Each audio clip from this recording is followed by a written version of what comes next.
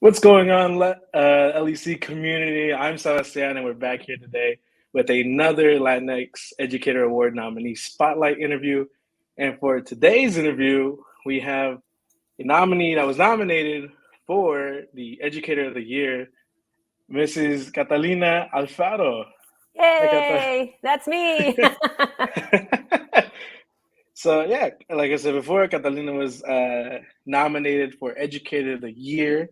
So we're just going to learn a little bit more about her journey, and her story, by just answering some questions. So with the first one out of the way, tell us about you, your story, and your journey. All right. Well, thank you so much for having me. It's a pleasure to be here and an honor, to be honest. I was really surprised about this nomination, but to be honest, I'm very happy about it. So yes, my name is Catalina. I'm from Costa Rica. I have been teaching for 23 years. My first 22 years teach elementary school and pretty much preschool, and this is my first year teaching high school, and I love it. I love it so much. I moved to the United States 7 years ago. So I'm still kind of in the middle, brand new, not so new. I'm still learning a lot of stuff, but very amazing things are happening right now in my life. Yeah. That's so good to hear. Tell us more about that transition. I feel like that's a really kind of big transition to go from elementary education into high school education. How was that? Well, it was something that I don't plan at all. Just one day I was on my computer and this pop up in my computer, and I read about the how you say that, the description of the job, and I said, this sounds very interesting, because my classes are for heritage people. So that means my students already speak, learn, and read Spanish. So I don't need to teach them Spanish. They know already Spanish. So my class is more into grammar, literacy, and everything in Spanish. And that sounds something fun. That sounds like me. So I just applied for the job. I go to the interview, and I did all the process, and here I am right now teaching in high school. Yeah. Would you, I don't want to say prefer. I feel like that's a little mean, but it's like, do you like it's it? Two different words. It's totally two different words. So. I love my little kids. They are full of love, full of energy. They have so much to give you every single day. Teenagers, they are different. They are more quiet. They are more, teenagers being teenagers. But I have to say, the group that I have, I teach freshmen and sophomores. They are so well behaved, very polite. And one of the things that I love the most is we are we are into the Latino culture. So we feel like home, because we speak Spanish all the time and we talk about our culture all the time. So it's been a joy. I describe it. I feel like home when I with them in my class. Oh, that's so nice. And what class do you teach? You said it was freshmen and sophomores. Oh, I mean, like the subject, casi como. Heritage speakers. Okay. Speakers. So all of them speak Spanish, write in Spanish, read in Spanish. So we are more into the grammar, literacy, culture things. So I don't need to be in charge to teach them the language, because they already know the language. So it's more like the Spanish that we learn when we are in our countries, like when I was in Costa Rica. So yeah, it's different, and I like better, because it's very hard to teach a language. It's very hard. Very hard to teach and very hard to learn a language. That's another thing about myself. When I moved here, the only English that I know was the English that you learn when you are in high school, like colors and the days of the week, and that's it. So it's being part of my journey, still learning English and everything. Mm. Well, that's yeah. Well, I'm glad that you are in the position that you are now. It seems like it's been one crazy journey. It sounds like. But getting into the nomination of Educator of the Year, how do you feel about being nominated? What does that feel like? Well, it was a big surprise, first thing. Of course, I feel very honored. And I feel at the same time a big responsibility for this, because if someone nominate you, it's because this person or these people are watching you. What are you doing? So it looks like you are a role model for that person. So it's a big responsibility. But at the same time, as I tell you, I feel honored, humble, and and agradecida, grateful. Yeah, very grateful for that. Que bueno. So with with your class, right? As a Latina teacher, Latinx teacher, why do you feel that representation matters in the classroom? Yeah, it matters a lot, because I talk with my students all the time how the immigrants, we have more immigrants every year, especially here in the United States. But this is something that happened not only here in the United States. The Latino people is moving around the world right now. And actually, we have been learning about how the idioma español is the second language around the world. And even here in the United States, it's going to be around en el 2060, por ahí, is going to be the second language. So our representation as Latinos is very important. And we need to be proud of our culture, and we need to be proud of our roots, our heritage, and be more loud, so open more about us and how we can impact other people with our culture. So I think our representation is very important. And one of the things that I love about my students, I feel that they are very proud to be Latino. Mm. And I trying to, encourage them more and more every day to be very proud, and let them know that they have like a superpower, because they have, two hearts, two brains, two about everything, two cultures and more, because now we are multicultural, not only the Latino, and even though in the Latino area is people from Mexico, from Costa Rica, from Nicaragua, and everybody is different, Mm. we have some things that we are common things, but also as well some algunas costumbres and cosas diferentes. So it's very rich. I like that a lot.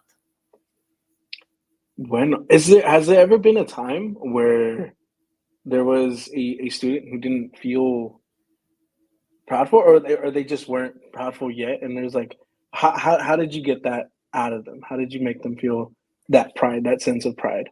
Oh, they talk a lot about that. And I ask a lot of questions all the time. And I try to use a lot of Latino resources when we are in my classroom, since music, movies, books, all related with our culture.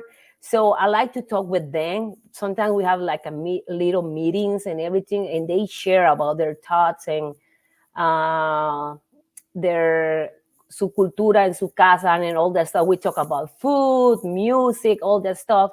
So I can see in their faces that they are very proud. And one nice thing about my school is, let me tell you, maybe 90% of the population in my school are Latino. So we have a big Really? representation. Yes. Oh. Yeah, that's very nice. And and does that reflect too into the maestros, like the teachers and stuff? Well, I think I am the only like 100%, maybe me and another coworker. But well, we have a lot of people who speak Spanish in the building. Mm. So yes, so everybody's like into it, the Latino thing. Yes. And so with that, like, right, having those resources and kind of providing them those textbooks and like movies and culture for them to feel proud about their heritage, the traditions, everything like that. What else can we do to build the right conditions for the advancement of like the Latinx youth? I think we need to encourage the kids to talk more about their culture, because some of them are still very shy, or maybe they don't want to talk about that. And I don't know, but we need to build relationships with the kids and build opportunities for them to talk about their culture in every aspect of their life.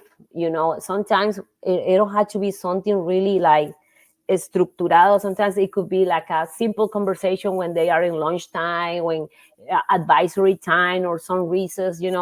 But we need to encourage the kids to talk more about their culture. And some of them doesn't know anything. The only thing that they know that they speak Spanish, but they don't know about where their family coming from, why we do this, why we do that this way. Mm-hmm. So this is one of the things that I like to share with them when we talk about culture. So for example, in Christmas time, we talk about how Latino people celebrate Christmas around the world. So we learn about how people celebrate Christmas in Mexico, in Costa Rica, in different countries, because sometimes we only know what we do in our house, and that's it. We don't know nothing else. And we are surrounded friends and everything, but we don't talk about that. So I try to encourage the kids to learn more about all the Latino areas, not only the things that they know when they are at home. No, I think that's very important. So, I mean, obviously, I was a student here in the U.S., and I only really knew about my culture and my kind of just what was in my house. So, parte mexicano and guatemalteco, so I'm Mexican and Guatemalan, and I only really knew what those two cultures kind of combined and mixed. Where I really didn't know much about El Salvador or Ecuador or any other like Central or Southern Latin America. And so it was very eye-opening to me when I went into like college and I started meeting all these new people and new cultures and kind of just talking about traditions like that. So I think it is something very important that we do need to incorporate more into. And the kids enjoy a lot that. They enjoy a lot. And sometimes they are surprised, like, oh, really? You do that? Oh, I don't know. I didn't know about that, all that stuff. And for me, it's being very educational as well, because I have to do a lot of research. And of course, I talk a lot about Costa Rica because that's my expertise. Yeah. But I try to go forward. So I try to do research about different countries. And even though when we use resources, like when we're reading things, so one day we read, a story from El Salvador, and another day we read a story from Colombia. So I try to combine different things so that way the kids learn about a little bit about everything, and they enjoyed that a lot as well. Mm-hmm. And it's fun because sometimes I use words or examples, and they teach me as well. Oh, en El Salvador decimos de tal forma o hacemos tal otra. So, I didn't know about that. Thank you for letting me know. So I think everybody in the classroom learn. Yeah, it just kind of shares, and I think it's really good to build that community, and that leads right back into the representation that we need for these students. With all of that going on, I know it can be exhausting. I know it can be tiring, but what keeps you going in school, or just in general? What keeps you going? And 100% of my students are the reason. I think the reason that's my thought, that the reason for each teacher is their students. So when I have a bad day, I think about my students, and sometimes when I do in my lesson plans, I try and imagine how my students are going to react to certain activity or something. So the thing that keeps me going is always my students. And of course, the academic part is very important, but for me, is the number two thing in education. For me, build relationships with the students, learn about them, try to help them to improve in their life, do at least a little bit impact in their life. I think that's the joy for every single teacher, because you can see the difference in the beginning of the school year and at the end of the school year, and you can see how they grow. And it feel wonderful when the students come to you and say, thank you for teaching me this. Thank you for listening to me. Thank you for being by my side, all that stuff. To me, that's heaven. Because I think that's my joy as a teacher. Of course, as I tell you, the academic part is important, but for me, the little seed that can plant on them and their life to be a better person, to me es la raíz de ser educador. Es lo máximo. Sí. That's so sweet. That's nice. Bueno, pues before we wrap up the interview, is there anything else you would like to mention to the LEC community before we leave? Well, first thing, thank you so much again for having me for this nomination. And I think my message for everybody is trying to be a better person, and for the teachers as well is be there with the with your students. Take time for listening to your students. Take time for think about their needs, what they need. Sometimes we don't know what's going on in their houses. Sometimes we don't know any circumstance or something happened in their lives. So sometimes it's more easy to judge the kids without knowing what's going on. So take time for listening to your kids. Take time for be for them by side. And I truly believe a teacher can do a big impact in their students' life. Yes. Thank you for that. I think it's very, very important for that. But thank you once again for being here to be interviewed. Congratulations on being nominated. Thank you. Best of wishes and best of luck. I can tell you're excited. I can feel the energy from the other side of the screen. And, best of luck to you.